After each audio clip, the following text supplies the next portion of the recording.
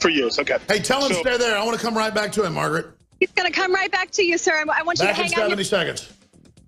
All right, we're talking to, I'm telling you, folks, there are just people who happen to have dark skin all over Cleveland that are info warriors and Trump supporters. Oh, yeah. I mean, if we got to go out and show this, because, I mean, it's in the crowds.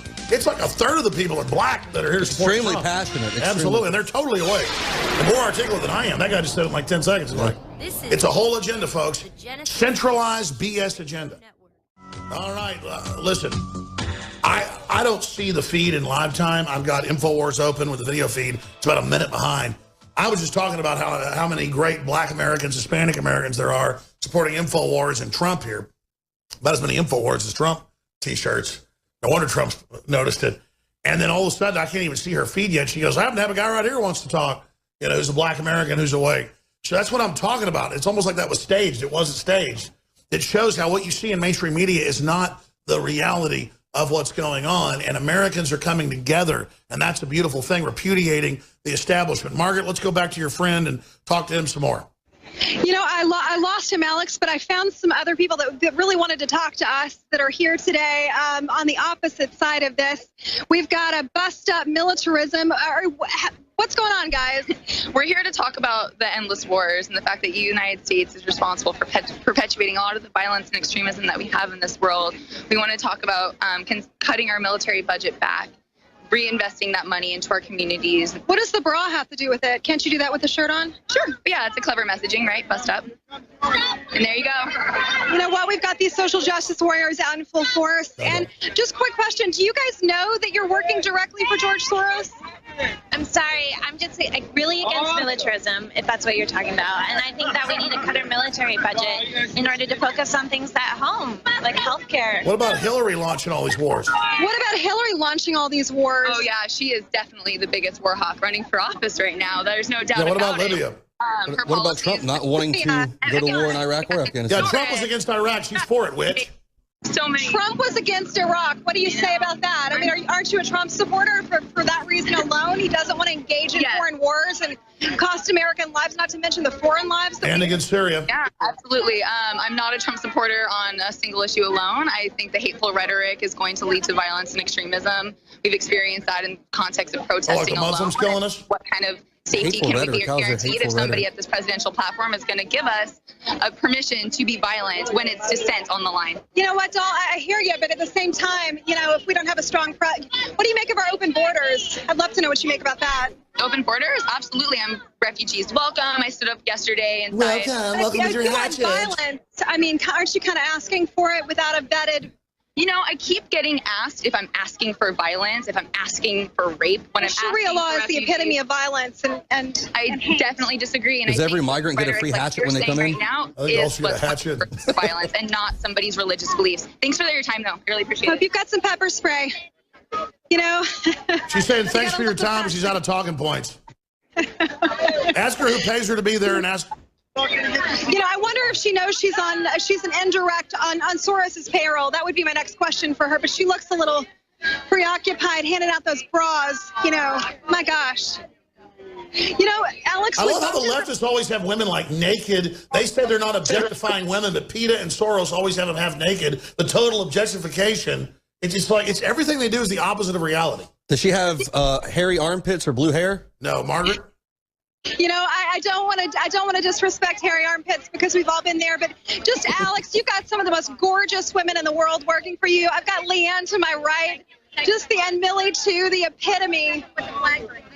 We're at the rally there. Millie just left the flag burning rally. She's got some amazing footage. I can't wait to see it myself. But Millie, what was going on down there? Yes, so it seems like everybody's in a heightened state of emotion right now. We have anti-American, anti-Trump protesters in the streets. At the same time, we also have burning American flags. Yes, well, they weren't necessarily burning. They were stomping. They had it on, draping on the ground and stomping it and yelling out profanities. And basically, they were very much against America and what America stands for. And All right, you and Millie stay right there, Margaret. We're going to come right back to you and Millie to talk about this. We're going to a Soros-sponsored BLM, New Black Panther communist meeting as well in a couple hours of live feeds of that. I'm Alex Jones, Infowars.com. Stay with us. I'm wearing sunglasses because the light is shooting right through, the sun is shooting right through these big windows over the RNC, the Quicken Loan Center, and it is like torture. So me and Biggs are wearing our sunglasses. We're not trying to act cool, even though it is kind of fun. We're the Blues Brothers now. But we're teleprompter free. We're real media, just real analysis. They've got well, tell folks what's coming up. We're going to shoot a quick video of this off the live show and send it out on Twitter and Facebook. It's about an hour and 50 minutes from now. We've got the communist group, the new Black Panther Party, and the Black Lives Matter people meeting. We're told this is the big enchilada. Everybody who's here in Cleveland needs to be there to cover this. We're going to be there peacefully covering it and asking these folks questions, because we've seen the new Black Panther Party, going out saying kill cops, and it happens, and Obama says, yeah, we got to reform the cops. Average cop pumping gas, it's his fault, blows brains out. Just to me, people go, why are you for the cops, you scumbag? And I'm like, well, I'm not for shooting anybody in the back of the head who hadn't done anything wrong, whether it be a bad cop shooting somebody or it be a crazy person shooting somebody. But statistically, police really aren't doing this. Are the police doing some things that are wrong? Yeah, I'm the guy that's always exposing it, but it doesn't mean I hate the police or want to kill the police. We're going to go back to our guests that are there on the street. But Joe Biggs, tell folks the details. I want to encourage each and every one of you in the Cleveland area to come out today to the Public Square Park. It's in between 3rd Street and 2nd Street, right in between Prospect Avenue and West Huron Road. Today, Dr. Cornel West, Carl Dix of the Revolutionary Communist Party, the new Black Panther Party, and the Huey P. Newton Gun Club will be out there in a huge rally. So I want to encourage all of you to come out, wear your Hillary for Prison t-shirts and InfoWars shirt, engage in conversation, ask these guys what they're about, find out what it is they're trying to do, and let's all come together. Let's have a good talk, and let's be peaceful. But this should be a pretty big rally based off the chatter I'm getting here from local law enforcement. All right, let's go back to our crew there on the ground right outside where we're at. Let's go to Margaret Howell. You were there talking to some folks. We got cut off with a break. Please continue. Well, Alex, I'm here with Millie, and she was just telling me about this protest rally. She was. Can you tell me a little bit about this, Millie? They were stomping the flag. So the incident started with the police confiscating the metal pole from this man's American flag and replacing it with a cardboard pole. Then the media encircled the man, and I then asked the man, if he felt his rights were being violated. It became clear to me that he didn't care about his rights. He just cared about disrespecting veterans and disrespecting the American flag. Then at some point I asked him, don't you think you're disrespecting veterans by draping the flag on the floor and stomping on it? We lay the flag over veterans' coffins when they've died. Then a Bikers for Trump man jumped in, and the incident escalated, and they began fighting over the flag. Police had to jump in. Things got really heated. It was a pretty intense event. I've never felt safer than when there's a Biker for Trump around. Honestly. Yeah, no, he was a very nice guy. He was very respectful, and he just couldn't stand seeing the flag being disrespected in that way. And they were yelling F the American flag, and it was pretty disrespectful on there. Well, sure, let's be clear. Let's be clear here. American flag's been used for some things that are wrong, but also the globalists, when they do that, they're saying our country, our laws, our freedoms. This is a globalist takeover telling us that they're going to bring it down. And people do have a free speech right to burn it if they want, but they don't have a right to go out in public in front of veterans and try to incite a riot. And this is disorderly conduct. That's why they're doing this. This is the same crew, the same type of folks that are running this whole destabilization program. So they want to go to a park, like I've done, and burn the UN flag. But I don't run up in front of people and get in their face. And I don't do it at a UN building. The point is, they're doing all of this to incite and try to get riots going to say, oh, that's Trump's fault. They've been doing this all along. Let's get her take on that. Alex, speaking of violence, so the non-violent girls that don't want any militarization, the ones with just their bras on, they've resorted to vulgarity. They've taken over the street now, and they're right in the middle of the street, and they're actually, one of them's laying on the ground because she's all about the non-violence. Let's show that. So the Soros people, I know these tactics, Soros, one of his affiliated groups, are now laying half naked in the street. She's gotten up. Just taking over the whole street. This is a thoroughfare. This road is not closed.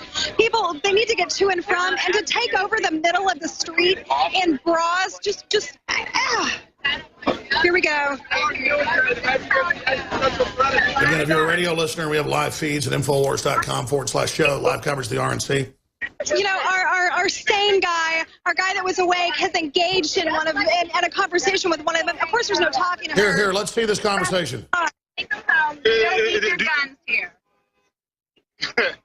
All right, now I'm not to say anything. All I'm saying is it's not appropriate to be asking women to take their bras off. That's what I say on camera. It's appropriate for them to be out here the way that they are. Sorry, How can it be? What's wrong with it? I didn't ask them to take it off. I said if we do it, let's do it. Take your bras off. Did you ever go to a swimming pool? He's not the only one. Did you ever go to a swimming pool? But you're making it up then. You just said, no, I didn't do that. But yes, you did. You said. So which is it? Eric, how you doing? You hanging in there? I'm sorry. You hanging in there? What happened? He's literally I was joking. I'm hanging in there, dude. You want to drop your pants, don't you? No, I don't want to drop my pants. I'm good to go. My pants stay on. I'm good to go. No, relax. I'm good to go. My pants. I'm sorry. I keep hanging. It's all right. It's all right, bro. My pants are clearly on. What I'm saying is that these women want to say they're coming out with their bras off. So what is their point? Okay, bras exposed. What's the point? What's wrong with the bra exposed? Ask them what the point is. Does that threaten you? They're trying to sexualize their message. Then why does it bother you? No, I'm fantastic. I'm not bothered. Okay, so why are you making a point what is the point? Tell them. You have a Trump T-shirt on. That offends me. All right, so we've got pseudo-intellectual, the big beard, and he's sitting there, denying all this is going on. All they want is attention. It's like the guy took over the stage yesterday. He said, what color is my pee-pee? And what color is my urine? I have sex with my wife. It's all just to be shocking, to divert from the fact that foreign banks have taken the country over. They're trying to arrest the press. They're trying to bankrupt us. And the borders are completely wide open at every front. And so it just descends into total idiocy. You've got all these mentally ill, weak people. They're getting $15 an hour from different foundation groups coming in just to sow as much discord as they can. Margaret, that's just a bunch of idiots out there. Oh, man, Alex. We're down here. We're hoping to bring you guys the latest of what's happening right in front of this convention. But I tell you, some of these arguments, I can't help but laugh. I'm going to have to put this microphone down a second and just have a good laugh after what I just heard. This guy needs to go home and just have a bath, honestly. Whew. Anyway. Well, they think being stinky is powerful.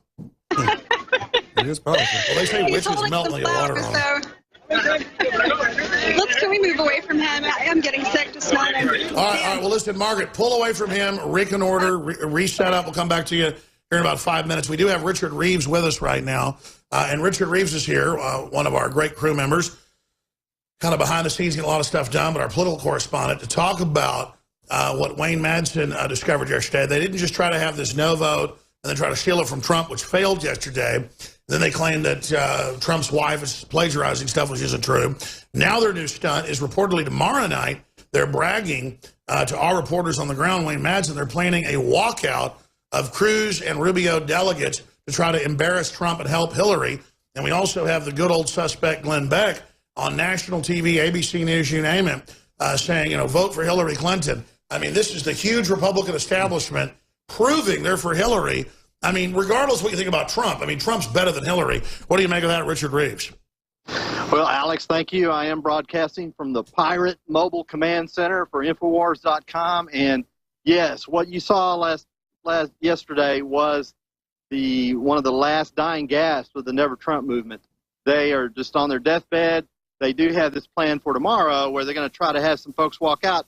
But yesterday, the reports were that they only had parts of the Colorado and Iowa delegation were all that walked out yesterday when they got shot down over the denial of approving the rules. They wanted to not approve the rules that came out of the Rules Committee, which were in favor of the nomination of Donald Trump, and that indeed is what did get approved yesterday.